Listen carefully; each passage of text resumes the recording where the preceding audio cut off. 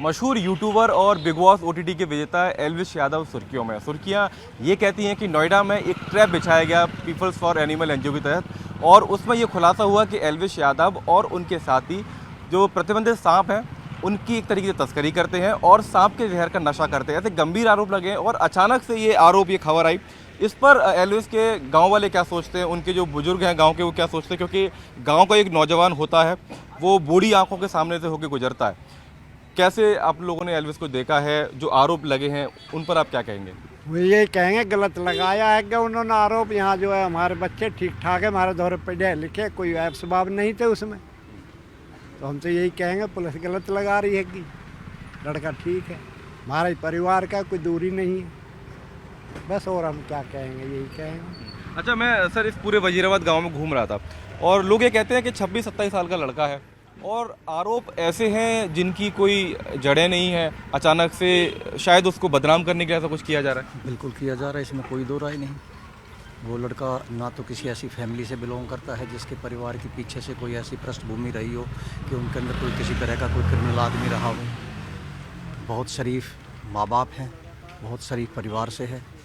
Father इसके Haryana government के अंदर जो है वो टीचर हैं, मदर इसकी हाउस वाइफ है, ताऊ जी इसके सेंट्रल बैंक से जो है वो मैनेजर रिटायर हुए हैं। बहुत अच्छे परिवार से है, इस तरह के कोई भी उसमें वो नहीं है। एक उठते हुए बच्चे को सिर्फ किसी भी तरीके से बदनाम किया जाए या कैसे किया जाए, सिर्फ वो मामला है, बाकी कहीं पर कुछ नहीं। क्या लगता है सर, क्या वजह हो सकती है इस तरीके से सुर्खियों में आना? पहले भी इस तरीके से विवादों में एल्विस आ चुके हैं कि गमला उठा लिए, सरकारी गमले चौराहे से उठा लिए, ऐसे आरोप भी उन पर लगे थे।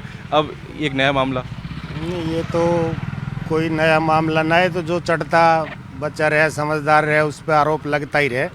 सुशांत सिंह राजपूत को मार ही नहीं दिया था, उसमें कोई ऐसी वो नहीं है, किसी प्रकार का कोई ऐब है ही नहीं। तो गलत आरोप लगाए जाओ दुनिया, उससे क्या होता है? अच्छा, कुछ नहीं होता। एल्विस के अगर चाल चलन की बात करें, क्योंकि 26 साल के युवा ही है, बहुत ज़्यादा उम्र नहीं है। 25 साल का किसी प्रकार से कोई दिक्कत नहीं है। उसने कभी भी बीड़ी सिगरेट भी ना पी, ड्रग्स तो बहुत बड़ी बात है, या सांप का जहर वो करना। लेकिन जो बच्चा समझदार चढ़ रहा हो, किसी बात पर उसकी ज़्यादा सुर्खियाँ हो, तो उसने डाउन करने के लिए कोई ना कोई तो रचना रची जाए। तो वही काम एल्विस के साथ हो रहा है। बाकी गाँव में रहा इतने किसी प्रकार की कोई परेशानी ना है। कुलदीप बोरा जी हमारे साथ हैं। कुलदीप जी, आप यहाँ के पार्षद हैं, वार्ड नंबर 31 से, अगर मैं गलत नहीं हूँ तो। जो पार्षद होते हैं या जो नेता लोग होते हैं वो आसपास के परिवारों को अच्छे से जानते हैं और खुद आप ही के क्षेत्र में यहाँ पर रहते हैं। परिवार कैसा है? और उनके पिता कल भी ये कह रहे थे कि हम तो गाय भैंस पालने वाले लोग हैं, सांप क्यों पालेंगे? बिल्कुल ठीक कह रहे हो। सबसे पहले तो मैं ये बता दूं कि बिल्कुल सही है उसके माता पिता और मेरा एक ही परिवार है, अच्छे से हम एक दूसरे को जानते हैं।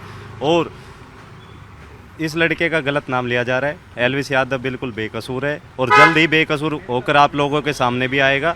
इस तरीके का हमने तो ना उसको देखा और ना हमने सुना। वो बीड़ी सिगरेट तक भी नहीं पीता है, ना किसी तरीके के नशे में। वो बड़ा मेहनती लड़का है और अपनी मेहनत अपने काम से लगा हुआ है और उसके काम का रिजल्ट आप लोगों के सामने भी है कि इतने कम समय में कामयाबी भी हासिल उसने की है।